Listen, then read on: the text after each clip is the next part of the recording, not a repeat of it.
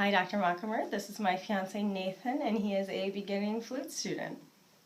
So Nathan, as you already know, since you grabbed it, this is the head joint, and that's what we're starting with today. Okay. There are other parts of the instrument, but for these first few minutes, we're just going to start with the head joint. Gotcha.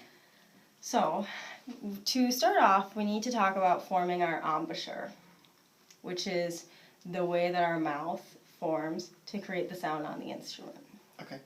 So with the flute, you want to keep your corners firm, but not too tight. Yep, so the corners of your mouth there. And you just want to think about like blowing through a coffee stirrer straw. Okay. Like, that's the type of opening that you want to have.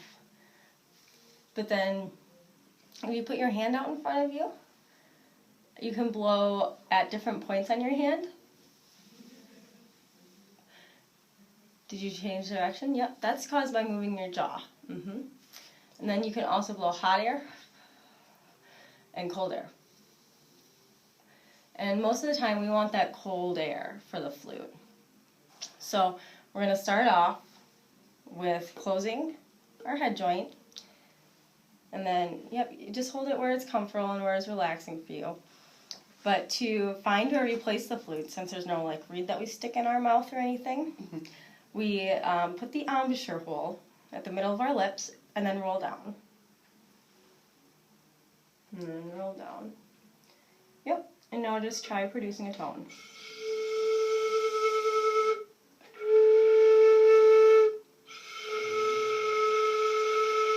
Yeah, it's pretty good. Your upper lip is quivering. That's yeah, I don't know what that is. That's a new thing. Well, here, watch yourself in the mirror. Yeah, I don't know what that is. That's kind of weird. It is kind of weird. Lost it. You just might need more time to develop those muscles. So we'll check in on that next week and see where that's at. Okay. But that's a pretty good tone, actually. Thank you. It's a pretty good tone. So now I'm going to teach you how to put the instrument together. You're going to grab the main body of the instrument next, the big part. Okay. And there's only one way that it fits together, which is not that way. Which is not that way. Yep, not that way. So that makes it easy. To line it up, you want to twist it in gently. Gently twist it in. And sometimes the flute gets dirty and gunked up and it's difficult to twist, and that's when you need to clean it. But you want the embouchure hole to line up with that large, long row of keys. So if you look down the flute, yep, you want those to line up. Second. Yep. And then you want to grab your end joint. And this one gets lined up a little bit differently, but once again, it only fits on one way. Your pinky needs to be able to reach these keys. The row of, well, the funny looking ones, needs to be able to reach those. So we turn it so that the rod is more in line with the key from the main joint. But this section, yep, needs to be pushed all the way in. That looks pretty good in terms of, yep, that looks good. With the head joint, we sometimes don't push it all the way in because that's the way that we can tune our instrument. So sometimes you'll see that people have it pulled out. Okay. And that's why, and that's okay. So now, this is going to be a little bit confusing, but grab the tenon here, that's what this little like joiner thing is called, with your right hand. Okay. Yep. And hold it up to your face. Yep, that's okay, it's not going to make a sound. Okay. But then reach around with your left hand, and on the back, we have these thumb keys. This is the lever, and then this is the thumb pad. So right now, we just want the lever. We'll mostly use the lever. When I say thumb, I mean that lever. This is the lever? Yep, okay. That's correct. So yeah, it's more comfortable for me to reach around with my left hand. But we don't use all 4 fingers on those 4 keys actually. We skip the first one, then put our first finger down on that second key. Yes, then skip another, then 2 and 3 go down. Oh, okay. Yep. Okay, so now just try, so thumb 1, 2, 3. Now try producing a tone on your flute. It should sound like this.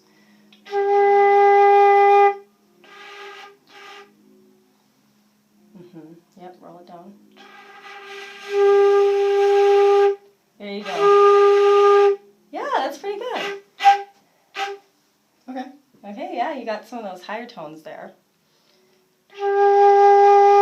Right now we're aiming for that low G.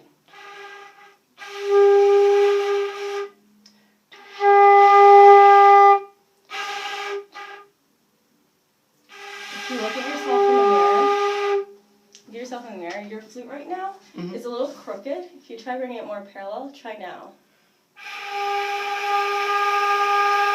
Yep, that tone got a little bit clearer already. How do you get that clear tone right away? Because mine kind of starts airy and then. Right. Well, I think that what's happening with your tone is that your aperture size is changing, the opening of your mouth. And so I think just because you don't have those lip muscles developed, and so I think forming that consistent aperture, that small coffee straw aperture, will help.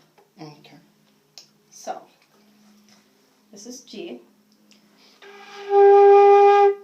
Moving up, if you lift your third finger, we have A.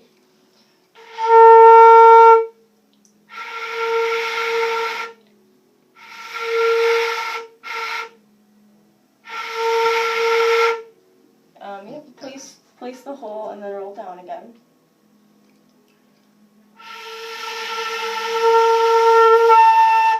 Wow. Sorry about that. No, that's okay.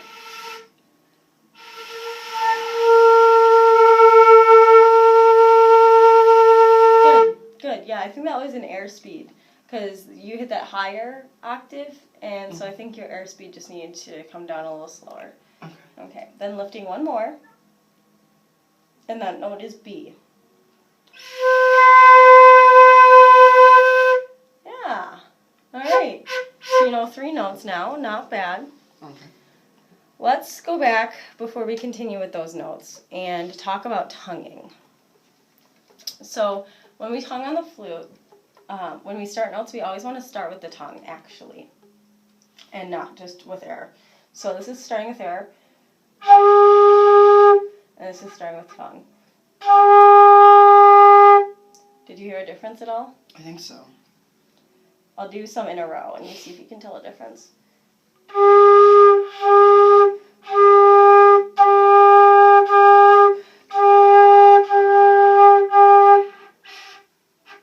So starting with the tongue is just a little cleaner of a start.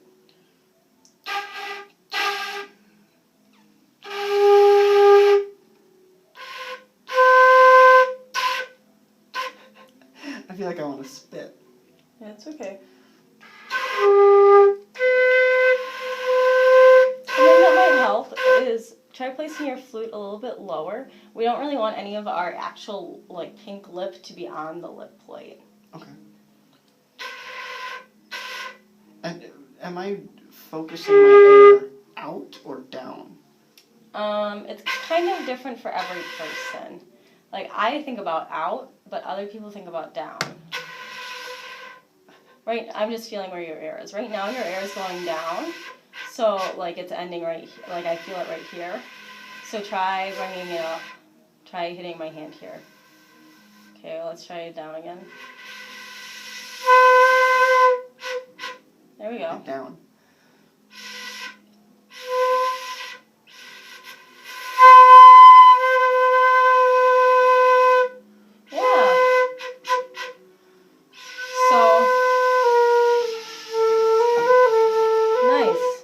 Okay, so Nathan, when we start with our tongue, we want to think of the syllable 2. 2. two, two, two. So when you say two, where does your tongue hit? The top of the hard palate. Yep, right behind your teeth there. What's that called? Two, I'm not sure. So you want to think about your tongue kind of like a dam. So your air is the water, and your tongue's the dam. And so when you start a note, you want all of that air to be all ready, and then you just release the air with your tongue. Mm-hmm. Does that make sense? I think so. Okay, let's try it together. Pick any note that you want out of those three, and just quarter notes. Okay. I seem to have good luck with B, so Okay. let's do B. I'll do G, that way we can hear the difference, okay? 1, 2, 3.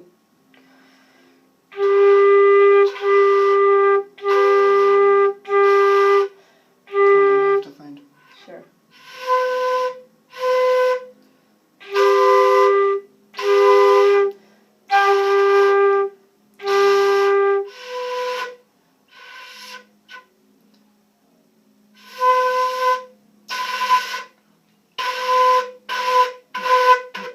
Okay. Yeah, it's pretty good. I think that you have the concept of tonguing down pretty well. So now I'm going to add on your other hand. So right now, our right hand was holding up the weight of the instrument. I moved it, sorry. Yep, no, that's okay. We're going to add it down here actually. So as you can see, there are way too many keys for the number of fingers that most people have. So, well, it's true. To remember where we place our fingers, we have like a little rhythmic pattern that helps us know where to put them. So if you watch my fingers, I'll place them down as I go. So skip, down, down, skip, skip, down, down, down, down. Does that make sense? And then your pinky goes on, yep, that little funny shaped one. Okay. So say it with me, and watch your fingers on your flute. Skip, Skip, down, skip, down, down, skip, skip, down, down, down, down. Yep. All right, those low notes are really hard to play though. I just showed you that so you know where you place your fingers. Okay. So we bring the flute back up to our face. And now just try playing G.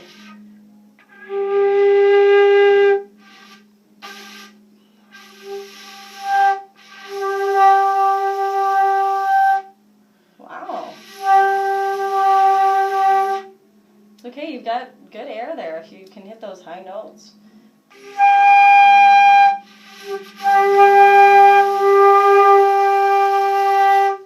Yep, that'll just come with time. Okay. Something that you can practice is going back and forth between those octaves so that you know exactly what your embouchure needs to do for those low ones and high ones. Because you're capable of playing them both. You've just done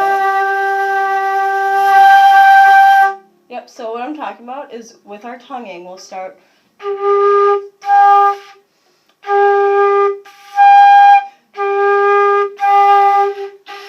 Okay. So it's something that you can practice on your own before next week. Gotcha. We won't do it now, don't worry.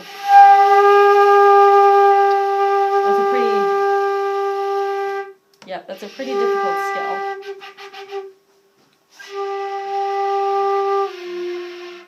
So going back to our hands. Yeah. Most of the weight rests on that right thumb. Okay. And then also your left hand there, where your first finger joins. So you have to be careful that as you're playing, you're not like making your hands really tense or anything. Yeah, I'm kind of feeling that actually. Yep. And so when that happens, if we're doing the three notes still, you can just bring your right hand around to carry that weight for a little bit. Okay. Okay. Yeah. But I just wanted to teach you those notes so you know what the hand position should be. Curved fingers, it all looks great. Sure. Yep. But now we're going to take our flutes apart because we're out of time. Okay. So you just... Any particular order? No, it does not matter. Just twist it apart. When you go home, you're going to need to get a cloth for this rod. Okay. And when you have that cloth, you'll actually just use it to wipe the moisture out of the inside. You need to be careful though, because this part has a cork in it Okay. that adjusts the tuning. You can't see it from the inside, but that's what's in this cap. Okay. And if you push too hard, you can pop that cork out of place and Right. ruin the tuning of the instrument. You have to have it taken in. Okay. So that was a good first lesson. I look forward to seeing you next week.